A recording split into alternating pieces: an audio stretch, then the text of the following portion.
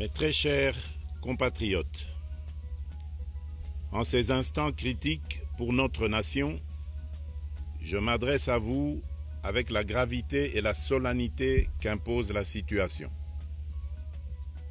L'Est de notre pays, en particulier les provinces du Nord Kivu, du Sud Kivu et de l'Ituri, fait face à une aggravation sans précédent de la situation sécuritaire. Les forces de défense du Rwanda, en soutien de leurs marionnettes du M23, poursuivent leur entreprise terroriste sur notre territoire, semant la terreur et la désolation parmi nos populations. Je partage avec vous la douleur et l'indignation face à ces attaques barbares. Ces actes ne sont pas seulement une attaque contre la République, mais une offense à l'histoire et à la dignité de notre peuple. En ces moments difficiles, je vous appelle à la résilience et surtout à la résistance. Face à cette situation, permettez-moi de vous rassurer. Une riposte vigoureuse et coordonnée contre ces terroristes et leurs parrains est en cours. Nos vaillantes forces armées de la République démocratique du Congo, symboles de courage et de patriotisme, sont pleinement mobilisées, prêtes à défendre chaque centimètre de notre territoire. J'ai personnellement convoqué et présidé des réunions de crise avec une équipe restreinte du gouvernement, le haut commandement militaire ainsi qu'une réunion interinstitutionnelle afin d'évaluer les récents développements de la situation et de lever les options pour repousser les agresseurs et reconquérir chaque parcelle de notre territoire.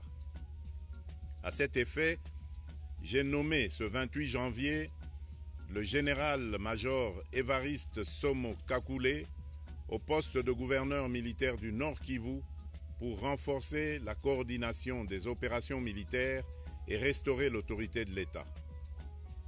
Parallèlement, nous avons engagé d'importantes démarches diplomatiques, notamment au sein du Conseil de sécurité des Nations Unies, ainsi que dans le cadre du processus de paix de Luanda, auquel nous restons pleinement engagés malgré les obstacles. Nous privilégions la voie du dialogue, mais toujours avec lucidité, tout en restant fermement résolus à défendre notre territoire et notre souveraineté par tous les moyens nécessaires. Mais ce combat n'est pas seulement celui des FARDC. C'est le combat de tout un peuple, le combat de notre identité congolaise, afin de léguer aux générations futures un pays prospère et en paix. À tous nos compatriotes, dans chaque province, chaque ville, chaque territoire et chaque village, ainsi que ceux de la diaspora, sans distinction d'appartenance ethnique ou politique. Unissons nos efforts. Apportons un soutien indéfectible, moral et matériel à nos vaillants soldats. Mobilisons-nous comme un seul homme pour défendre notre souveraineté et sauvegarder notre intégrité territoriale. Je suis pleinement conscient des souffrances de nos compatriotes qui fuient les hostilités. Le gouvernement est instruit d'activer le plan d'urgence humanitaire pour venir en aide aux déplacés. À vous, habitants de Goma et des environs, je ressens profondément votre douleur qui est aussi la mienne. Elle traverse nos cœurs et nos âmes en tant que fils et filles d'une même patrie. Mais face à cette épreuve, je vous exhorte à puiser dans cette force intérieure qui fait la grandeur du peuple congolais. Résistez avec courage. Faites preuve de vigilance constante et gardez votre calme malgré l'adversité. Sachez que nous ne sommes pas restés inactifs. Des plans de contingence sont préparés pour assurer la protection de la population civile et prévenir toute escalade de la violence. Les dispositifs de sécurité ont été renforcés pour protéger les zones stratégiques et nous travaillons sans relâche pour garantir le fonctionnement des services essentiels. Je tiens à rendre un hommage solennel à tous ceux qui ont payé le prix ultime dans cette lutte pour notre dignité et notre souveraineté. J'ai une pensée pieuse pour le général-major Peter Chirimwami, gouverneur militaire du Nord Kivu, tombé les armes à la main. Je m'incline avec respect devant la mémoire de tous nos militaires et de tous les Wazalendo tombés sur le champ d'honneur. Je pense aussi aux soldats de la mission de la communauté de développement d'Afrique australe, la SAMI DRC, qui combattent à nos côtés, aux casques bleus de la MONUSCO qui ont sacrifié leur vie pour la paix, ainsi qu'aux innombrables civils victimes de la barbarie ennemie. Leur courage et leur sacrifice ne seront jamais oubliés, et nous portons leur flambeau avec la ferme détermination d'achever leur noble combat. Je voudrais ici interpeller directement la communauté internationale et l'Union africaine. Le Rwanda continue de violer ouvertement et sans scrupule les principes fondamentaux de la Charte des Nations Unies ainsi que les accords régionaux. Pire, ces agissements se déroulent dans une impunité totale et ce, avec un mépris manifeste des règles internationales et des valeurs que ces institutions sont censées défendre. Cette attitude arrogante, qui ne cherche même plus à masquer ses forfaits, est une provocation inacceptable à l'égard de notre souveraineté et de la stabilité régionale.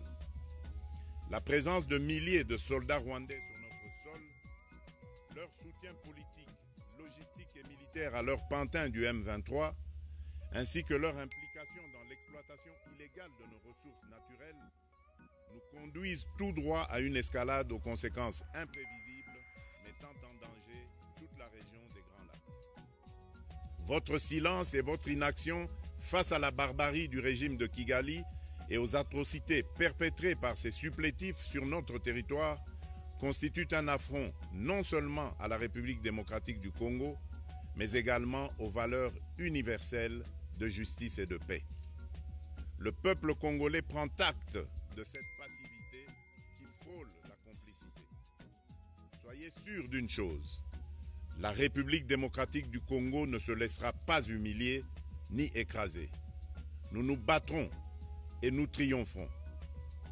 Congolaises et Congolais, l'heure est certainement grave, mais notre détermination est encore plus inébranlable. Ce moment critique nous offre l'opportunité de montrer au monde ce qui fait notre force, c'est-à-dire notre unité sans laquelle tous nos efforts seraient vains. Je vous appelle à être vigilants, mais à ne pas céder à la haine, aux divisions ou à la violence. Je condamne avec la plus grande fermeté les actes de vandalisme et de pillage qui ont visé certaines missions diplomatiques accréditées en République démocratique du Congo, ainsi que des intérêts privés dans la ville de Kinshasa. Ces comportements irresponsables dénaturent l'expression saine de notre colère face à l'agression barbare nous imposée et jettent une ombre sur les manifestations pacifiques de soutien à nos vaillantes forces armées qui luttent avec courage et abnégation pour défendre notre souveraineté. Notre engagement doit rester ferme et discipliné. Nous gagnerons cette guerre par notre unité, notre courage et notre sens de responsabilité, et non par la violence aveugle et par l'anarchie. Cette victoire ne sera possible que si chaque Congolais, où qu'il soit, prend toute la mesure du combat qui est le nôtre. J'appelle donc la nation entière, hommes et femmes, jeunes et vieux, acteurs politiques, opérateurs économiques, membres de la société civile, confessions religieuses, artistes et sportifs à se mobiliser, à faire bloc derrière nos vaillantes forces armées et à contribuer chacun à son niveau à l'effort de guerre. J'ai instruit le gouvernement de mettre en place des mesures rigoureuses de réduction du train de vie des institutions et de leurs animateurs afin que les ressources ainsi économisées soient directement réorientées vers le soutien à nos forces armées. Dans cet effort national, j'en appelle également à la responsabilité du secteur privé qui est invité à contribuer activement à cette cause commune. Nos soldats se battent avec héroïsme pour la défense de notre intégrité territoriale et de notre souveraineté. Ils ont besoin de notre soutien total, qu'il soit moral, matériel ou logistique. À la jeunesse congolaise, pilier et espoir de notre nation, je vous exhorte à répondre massivement à l'appel de la patrie. Le moment est venu de vous lever, de mettre votre énergie et votre créativité au service de la nation. Nous devons renforcer nos rangs et chaque jeune Congolais prêt à défendre son pays a une place au sein de nos forces armées. Enrôlez-vous massivement dans l'armée. Vous êtes le fer de lance de notre projet et votre mobilisation est déterminante pour la victoire finale. Aux braves populations du Nord Kivu, du Sud Kivu et de l'Ituri, vous êtes le symbole de la résilience congolaise, une source d'inspiration pour toute la nation. Vous n'êtes pas seuls dans cette épreuve. La République tout entière se tient à vos côtés, unis dans l'espoir et la lutte. Ensemble, nous ferons face et surmonterons cette épreuve. À nos vaillantes forces armées et aux vaillants patriotes Wazalendo, véritables sentinelles de la souveraineté nationale, je rends un hommage appuyé et vous exprime au nom de toute la République notre reconnaissance infinie et notre fierté inébranlable. Votre bravoure, votre discipline et votre engagement sans faille inspirent et mobilisent tout un peuple déterminé à défendre son territoire. Sachez-le, la République ne vous abandonnera jamais. Votre combat est le nôtre et vos sacrifices ne seront jamais oubliés. Vous incarnez l'honneur de la nation congolaise. À tous mes compatriotes d'ici et de la diaspora, la République démocratique du Congo ne pliera pas. La République démocratique du Congo ne reculera pas. Je ne vous abandonnerai jamais. J'en fais ici le serment. Le soleil n'a pas cessé de briller sur notre patrie.